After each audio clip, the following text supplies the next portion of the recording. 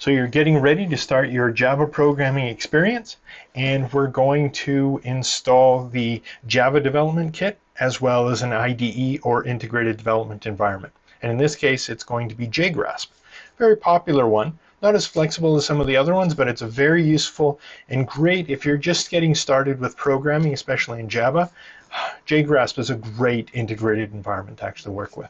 So let's get started. We'll download both of those before we actually do any installations. So the first thing we'll want to grab is the OpenJDK version 18. And obviously I've been there before. So the version that you want for your Macintosh computer is this one right here, the macOS x64. So you just click on that representing the archives, the tar.gz, and you'll notice that Mac is actually confirming that. Do you really want to grab it from this place? This is, it's almost a security question here, and where to put them. Everything that we download probably, or more than likely, goes into the downloads folder. I've already grabbed all the files and I've put them there, so we don't need to actually do the download. So you just click on allow and then proceed to actually do the download. But I've already grabbed it, so we don't need to do that. Now the next thing we need to do is grab JGrasp itself. So we'll go to the JGrasp homepage, and then we will click on download. Now there are two different packages that you can download for your macOS for JGrasp. The first one is just JGrasp itself. So it's just a JGrasp package, which is just the application, and it assumes that you've got a Java environment ready. So an OpenJDK already downloaded and installed. Or you can download the JGrasp bundled with OpenJDK 18. So it's sort of an all-in-one process. Now the bundle lets you download the whole thing, and when you do the install, it installs Java as well as installing JGrasp. The only downside is it doesn't put Java where Java normally goes. It keeps it as part of JGrasp. So no other applications really see Java. So if you wanted to do any other type of Java programming or run your programs outside of JGrasp, you're going to have a challenge doing that. So we're going to just do the JGrasp package. We've already grabbed the OpenJDK installer, so we can install Java exactly where it's supposed to be on your Mac. But then we can also grab the JGrasp package, and that's what we'd do. So I'd click that one, and again the same question would come up, or it probably wouldn't come up if you already downloaded the OpenJDK. But you click on allow and let it to download, and it would grab it into the that environment. So click on cancel, and let's assume that everything has been downloaded exactly where it's supposed to be.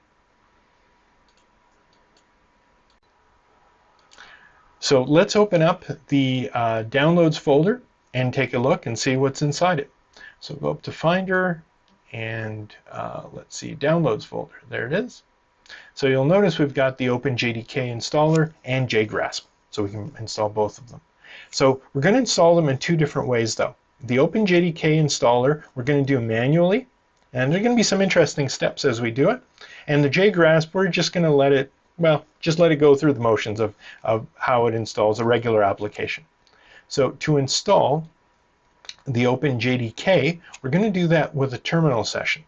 So for a terminal session, we'll go up here to go down to Utilities, and there's our terminal app right there. All right, so now we're actually at the guts of your Mac operating system. This is the low-level stuff. Here, if I do an ls or a listing command, this is the stuff that I normally see. And what am I actually looking at? Well, if you go over to your, I guess your regular spots, you've got your documents, your downloads, desktop, applications. That's exactly what we're looking at over here. So we're actually looking at the low-level version of the folder view. So to install our Java environment, we're going to first take a look and see what Java is actually installed. So to do that, type in ls/library/java with a capital J and Java virtual machines. I don't have any Java installed, which is exactly what I expected, because I'm going to be installing just one version of Java, which is Java 18. If you ran this command on your computer and you have a number of Javas installed, or at least one, and it's not version 18, I've got another video which is about 5 minutes, and it shows you how to remove all your Java and just have the 1.18. There's no problem by only having one. It actually is more of a hassle and complexity if you do have more than one installed. So in this case, just having one is great. So how do we do the installation for Java? It's actually super simple. So the first thing we're going to do is change directory into downloads. So I'm in my downloads directory, and if you remember over here, if we look at downloads, we have these two files. Now if I do an ls command, there are my two files, JGrasp and my OpenJDK. So I'm just looking at the same thing two different ways. I'm going to do a long listing.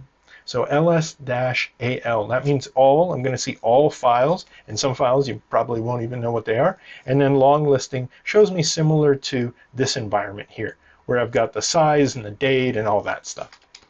So same files down here, but I've also got some other things up here, these top four. So that's what comes up with the -a. You see all the hidden secrets underneath. So how do we go ahead and install OpenJDK? So the first thing we do is we need to extract it from the tar file.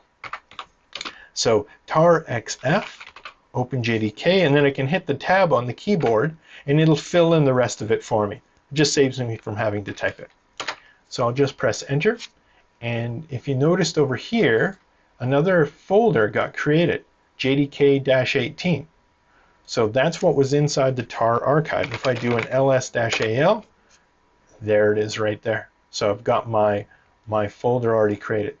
Now all we need to do is move it from here into that Java Virtual Machines directory up here, that folder. So for that we'll use the sudo command to enable some security, because we're moving it into a secured location in the operating system, and we just can't do it as a normal user. So sudo or substitute user do some command. We're going to move our JDK. I'll hit the tab button again, it's really useful. And then /library Java Virtual Machines. And now it's asking me for my password. Again, it's that secured nature. So I'll type in my user password, and now it's been moved. Now it's been cut and pasted. That's what the move does, and you'll notice it's completely disappeared from this area. So how do we know that Java is now installed? And this is actually it. That's all we had to do. If I type in java-version, what it'll do is try and find the Java command, and there it is. It's version 18. So this is the OpenJDK version 18. This is the Java runtime environment. It's also known as the Java Virtual Machine. Many names for the same thing. We also need to make sure that we have the compiler available as well. So we'll type in Java C version, and it's again 18. It's the compiler. Awesome. As far as I'm concerned, Java is now fully installed. So now our next step is going to be installing the JGrasp IDE.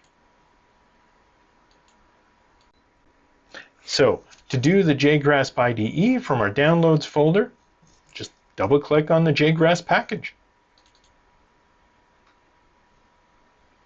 And then just run through the steps.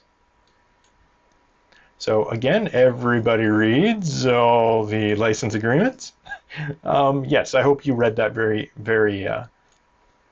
clearly, and of course double checking to make sure we agree. So we'll just take the defaults. There's nothing special that we need to do. As I mentioned, a lot of security things going on, so I just typed in my user password, which is the same as the administrative password here, and let it go through the process of doing the installation. Excellent. So we'll close it up. Now, at this point, we could move the packager into our trash, or we could keep it. I may have to reinstall this, and it's not actually taking that much room on my disk, so I'm going to decide to keep it. I don't really need to delete it. So let me just keep this window open. So where is JGrasp now? We know Java is installed, but where is JGrasp? If we go over here to our applications in Finder, and then scroll back up there's JGrasp right there. So it's installed as an application. Now, every time you want to run JGrasp, you'd have to go in your Finder, go or open up your applications. It'd be much easier if it was an icon on the desktop. To do that, just click on jgrasp.app and drag it over to the desktop. This creates an alias or a shortcut. Just move it into a nice spot. That's all we needed to do. So now to run JGrasp for the very first time, just double click on it.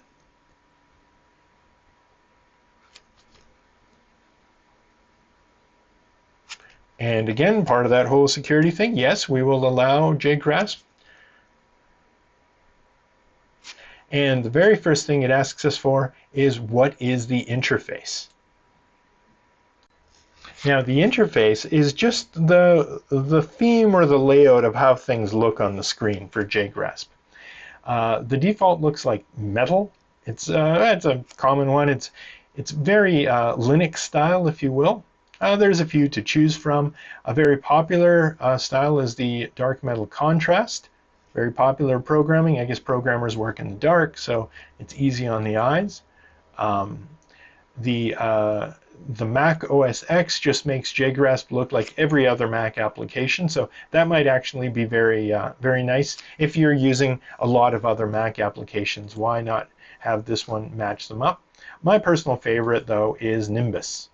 Just because it's got rounded features, it's not fully looking like a Mac, so I'm going to choose Nimbus, just to be different. But choose whichever one you want. You can change it later on. It's just a quick little one-click thing in JGrasp. So we'll just click on Next. Here you can allow statistics if you wish. I'm going to turn it off because this isn't a real computer, a real Mac. This is a virtual computer running Macintosh. I don't want to waste any network bandwidth sending statistics. And then I'm just going to finish. And here is JGrasp running for the very first time. And with Java installed, everything should automatically be linked into JGrasp. It should be running perfectly fine. I'm going to resize the window just a bit because I want to see the folder view. We're going to be taking a look at that in just a moment. But I'm going to move over to Documents. So I'm going to be looking at my document view. And the reason for that is I want to create a brand new folder in here that will store my Java programs. So let's right-click, create a new folder, and I'm going to call this one Java Programming. So all my Java programs will be saved in this folder. So let's double-click it to open it up. And at the moment, of course, it's empty. I haven't written any Java programs. Let's go back over here to JGrasp. So one of the first things we'll do is actually create the program. But let's set up JGrasp in the right way so that we can use it, and it's very helpful for us. Right now, the defaults, they're not perfect. So the first thing to take a look at would be if we go to Settings.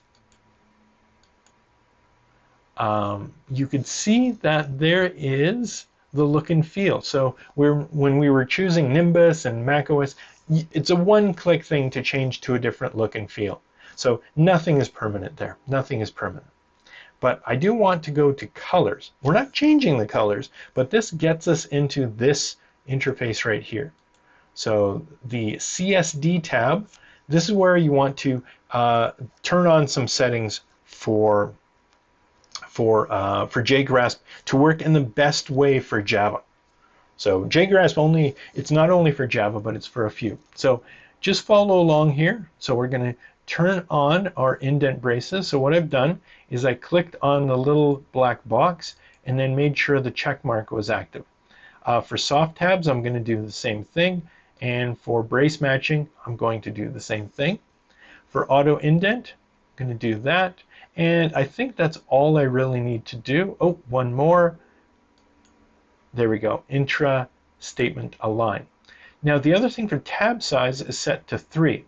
Well, I want to change this and set it to 4 or 5. It really doesn't matter which one, but 4 or 5 indent level or spaces from the left is common for Java. 3 I don't know if it's that common, but 4 or 5 is. Well, let's just set it back to 4. Why waste so much space? This is associated with the soft tabs. Whenever you hit tab to indent a line of code in JGrasp, it could either include an actual tab character, or it can replace that with spaces. So instead of moving over a distance of 4, it actually puts in 4 spaces. So that's what we've done by turning on the soft tabs and setting it to 4. It's one of those, you'll like it later. Trust me, you'll like this later. So click on apply and OK. So now it's time to run our program for the very first time. So let's go ahead and actually create a file. We'll go over to File, New, and we'll choose, of course, Java. So there it is. It's opened up a window. Now it hasn't given it a name. Hasn't given it a name yet. So what we need to do is go over to File, Save As. So now we need to make sure that we tell JGrasp exactly where the file will be. So let's go to Documents. And of course, it's part of that security thing. Click on OK, and then in Java Programming, now we need to give it a file name. So if you go over here, you'll notice we don't have any files in there yet. So what I'm going to do is type in a file name called HelloWorld. Now I don't have to say .java. JGrasp already knows that this is going to be a Java file. That's what we selected when we hit File New, we selected Java. So the .java extension isn't necessary, but it doesn't hurt. So I'm just putting it in there anyways. The other thing to look at is over here on Format. You've got 3 different formats for the file. Now it's not formatting in terms of what it looks like, but it's how it's actually getting saved and created on the disk. It's either going to be a binary Unix, or that's also Linux, DOS format, which actually means Windows format, and then Mac format, or MacOS. Tell you the truth, it really doesn't matter. So we'll just let it sit there at binary Unix. I think the most common one probably would be DOS format. If you're having issues sending files over, that's probably what it'll be. If you send your file over to somebody else and they can't open it, or it doesn't look right, it's probably this. So we'll just leave it at binary for right now. So save file. Now you will notice over here, helloworld.java got created. So now the file is there. There's nothing in it. If you look over here, it's a completely empty file. But we're ready to actually create our first program. So let me quickly type it in. This is our classic Hello World program. Shortest program you can write in Java. I'm going to start off with a comment. Let's the same name there. So my very first Java program. So / means that it's a comment. Java's going to completely ignore it, and it's there just for anybody looking at the code to understand what this program is for. Public class, hello world. And you will notice that Java's color coding my code. So it's syntax coloring. So that it's really helpful to understand what is Java, what is my code per se, like they're not Java reserved words, and also makes the code easier to look at and easier to follow. What the colors mean, you just end up becoming familiar with that. So let's tab over, public static void main string args. This is the head of the main method. We'll move over and system.out.println hello world. So what this program does, it's going to print hello world on the screen. So I'm going to backspace over and line up my braces. And you'll notice at the indent level, whenever I was at the beginning of the line, I just hit the tab on the keyboard and it moved over 4 spaces. And since I can space through them, they're actually spaces. That's what that whole soft tabs and space of 3 was for. So now let's click on Save. And you'll notice that the time has changed from 6:04 to 6:07. It just means we saved it. Now, how do we actually compile it? What compiling does is it takes our Java program from just these characters and these commands, and it transforms it into something that the Java virtual machine or runtime environment can execute. But that has to be a class file. So we have to do a compilation. We have to translate from what we call human readable Java code to executable Java code.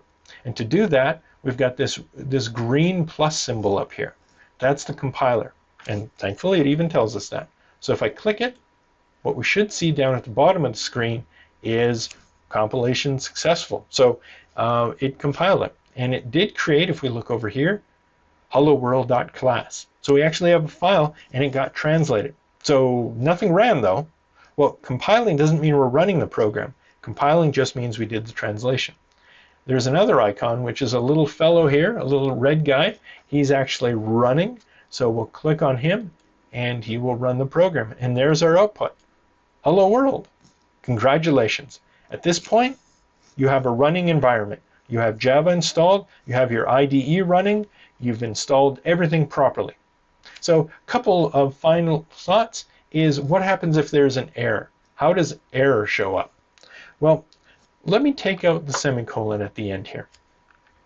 And what I'm going to do is try and do another compile. But you'll notice there's an error. And the error happens to be on line 7. So the bottom part here, which is telling me the error, is telling me on line 7. Well, how do I know what line 7 is? Well, if I click on this area where the error is, you'll notice that the line of code up above is highlighted. But again, how do I know that's line 7? Well, you can turn on your line numbers. So if we go to, let's see, where is my line numbers? Where are my line numbers? In view, there we are. So view line numbers, now I can see where my line is. So that's line 7. Now, if you had one error, it's useful. But if you have a program that has 10, 20, 100, 500 lines of code, and you've got multiple errors, it could be simple things like a missing semicolon, there could be some bigger errors where Java doesn't understand what you actually mean by the code, so it can't translate it, you'd want to be able to easily see them. So that's why we turn on our line numbers. So let me fix that error message. Oops, put the semicolon in the wrong spot. And we will hit compile again. And there, congratulations, we have a running program. Let's do one more run.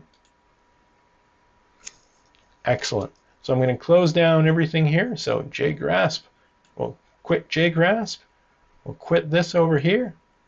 And I wish you fun programming in Java. Bye-bye.